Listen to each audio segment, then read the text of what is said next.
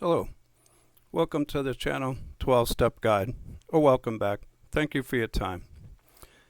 Today I'd like to visit a question with you. On what step do you put the drink down and keep it down? Now let me broaden that question out a little bit for other listeners.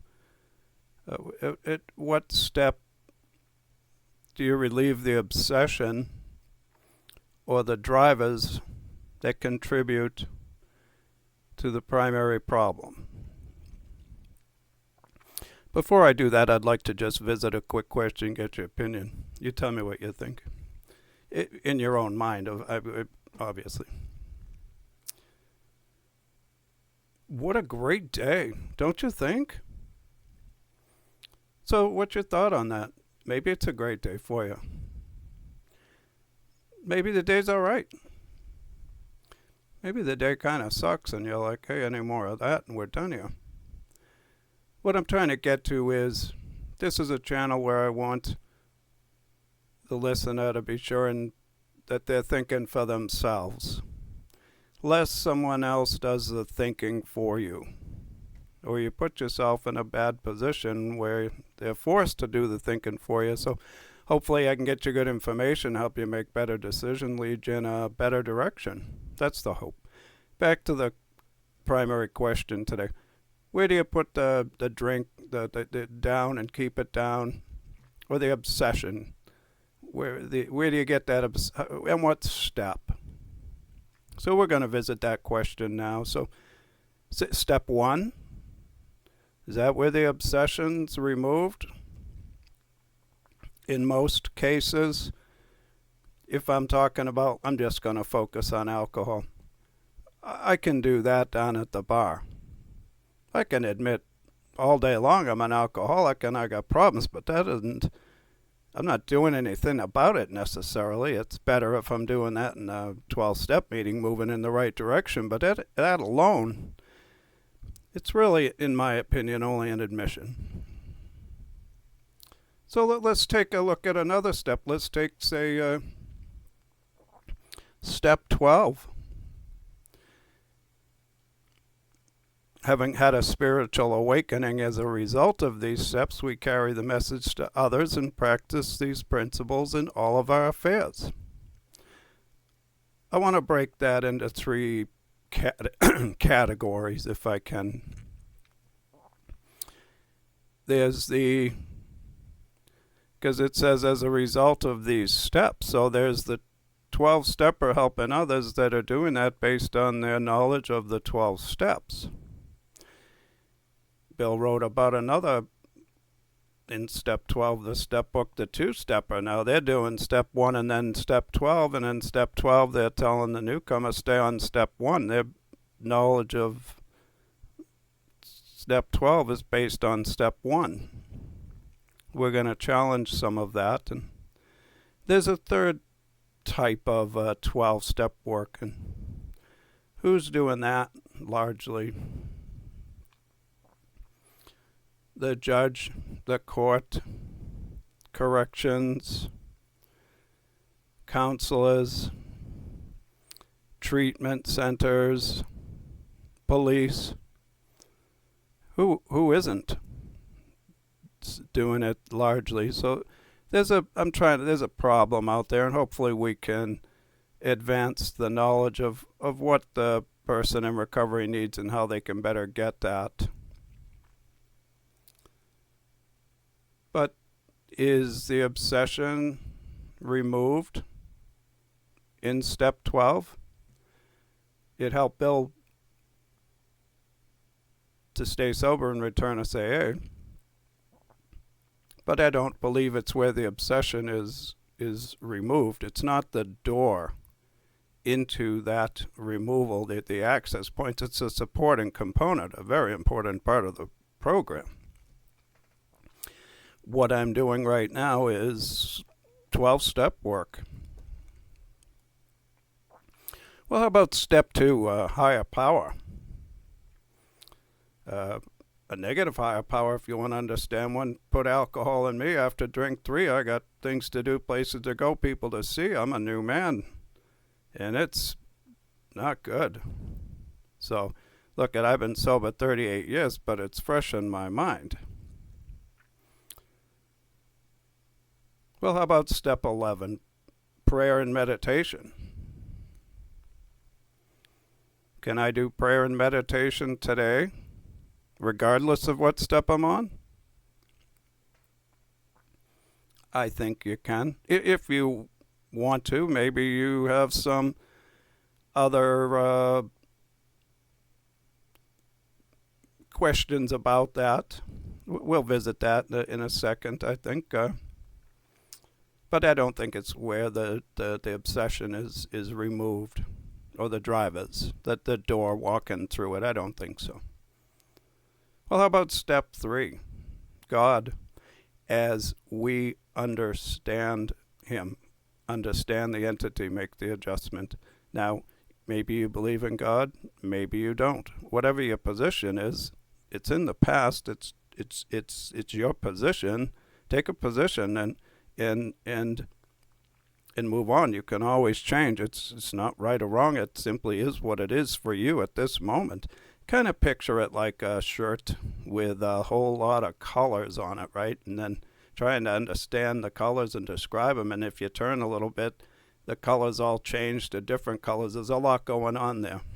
So I'm not saying that was the best example, but it's something to consider anyway. I don't believe it's where the obsession is removed. It's really a supporting component, but it's really just a beginning. Well, how about step 10 then? Daily inventory. Do you think you can do an inventory on a daily basis? Could you say, check your behavior, and if you've made a mistake, sort of admit to it so things aren't getting out of hand? Might help in recovery, help keep that obsession at bay. It's a supporting step. It's an important step. I believe it to be a daily step, but I don't believe it's where the door is to having the obsession removed. Okay, how about step 4 then? A primary inventory, something we're putting down on paper. It's a big step. It's a step towards understanding ourselves, and we're going to get to that. It's a great step, and when you understand how to do it, you'll have more faith in it, I believe. You will, otherwise said, be more willing to maybe give it a chance. So how about step 9 then? Making a verbal amends to others. Saying you're sorry, a formal apology, all the people you pissed off maybe in the past, or whatever the case may be, but you get the idea. Hey, look at that, it's defusing this whole mess, but it's, in my opinion, not where the obsession is removed. Well, about step 5 then. Well, that's admitting to someone else the list you made in step 4, trusted individual, a sponsor, spiritual advisor, counsel, clergy, somebody, friend that you've identified as someone that can hear you, be credible, provide good information back. But I don't believe it's where the obsession is removed. It's a quite a support mechanism. I think we're getting there by that point. Well, how about step 8, where we made our list? And there's an interesting thing about step 8. I want to read it right out of the big book, Alcoholics Anonymous, here, just so that you have an idea, because I'm jumping around here and you're like, hey, what's this? He's jumping around. I want to learn step 1, right? Or wherever you're at. He's confusing me. Well, the first thing that it tells me, it's page 88, but I have the original book. It's into action. Someone in maybe the comments can tell you what page. So it says, it's like the last paragraph down. let's look at steps 8 and 9. And then what's it tell us? First thing it tells us, step 8. We have a list of all persons we have harmed and to whom we are willing to make amends. We made it when we took inventory. You've already got your list. You took inventory in step 4, so is this so foreign for me to be jumping around? Maybe we could look at it a puzzle.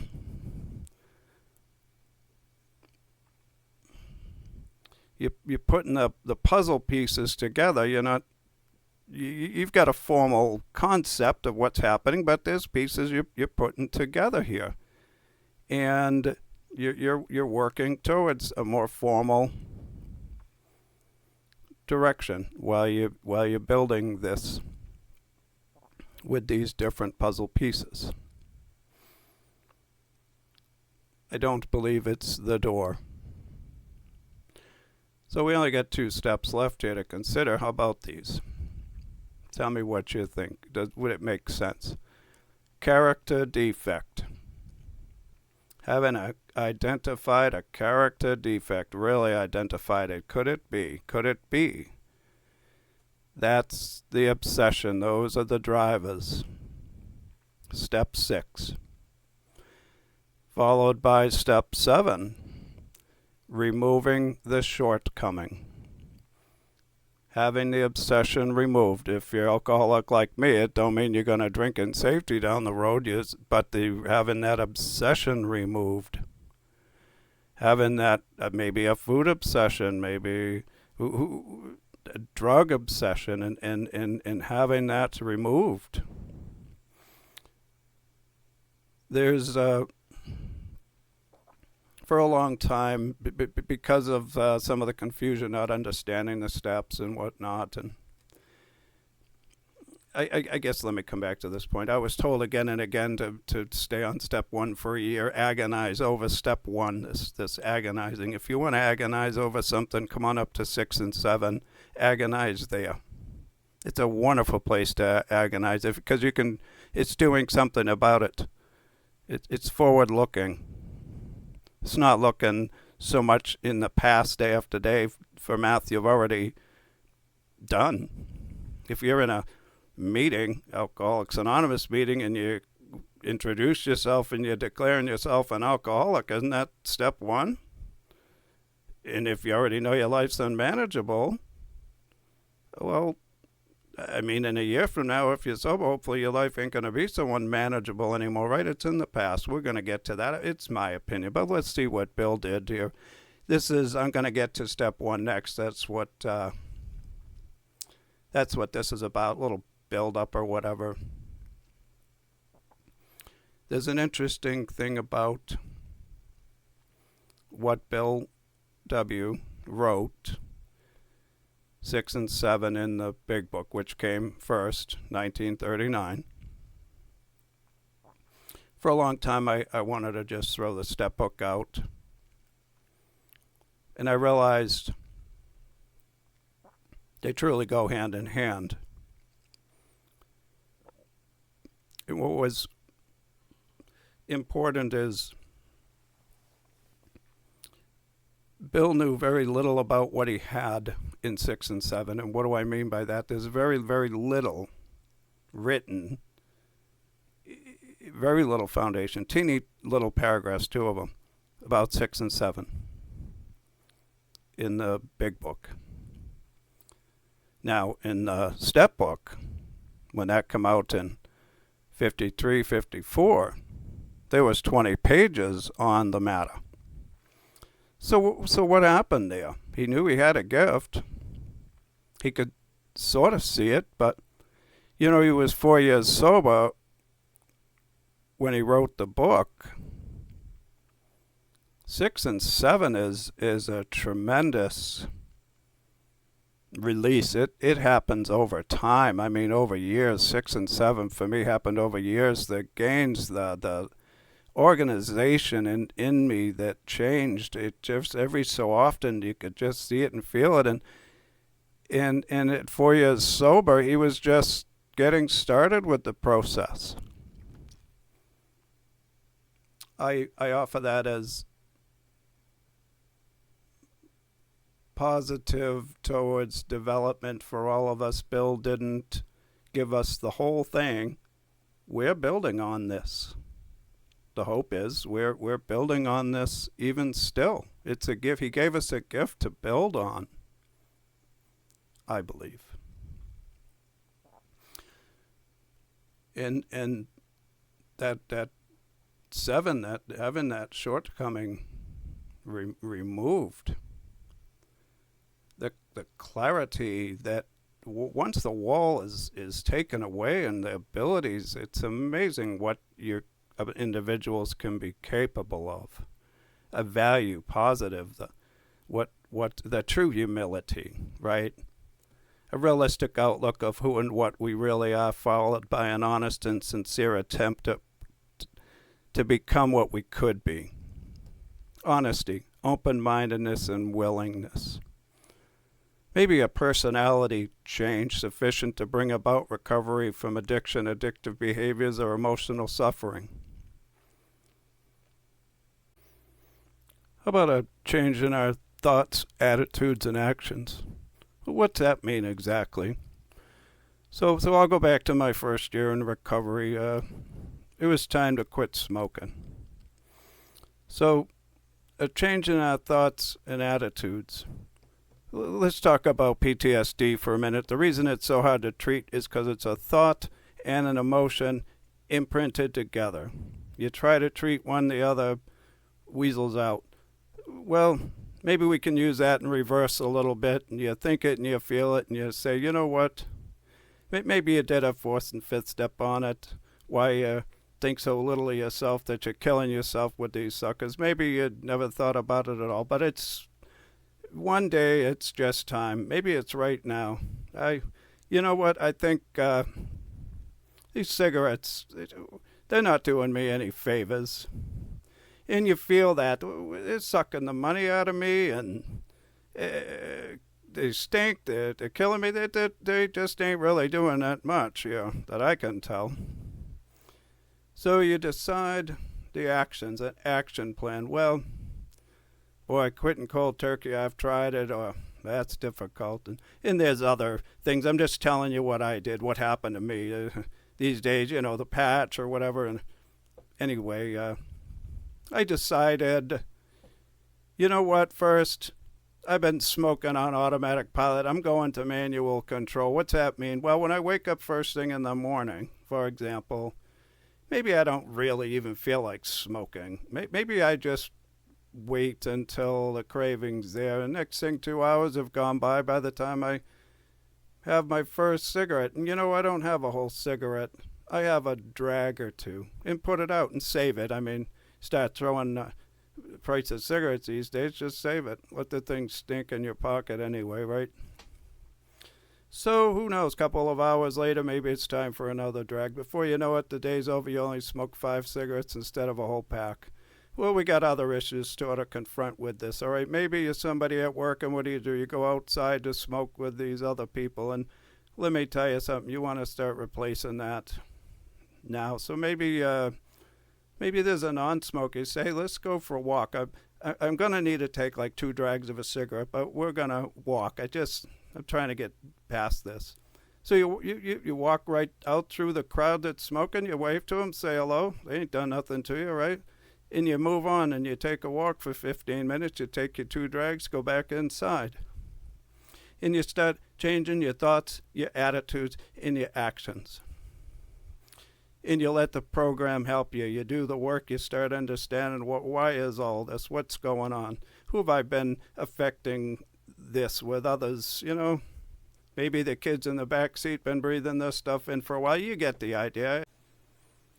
Certainly it's better when the drug addicts or alcoholic and get into treatment, but the cold hard truth is I was on a Greyhound bus coming from California direction and out to New England and having a detox myself with 4 cans of beer, sipping them real slow to keep off the DTs.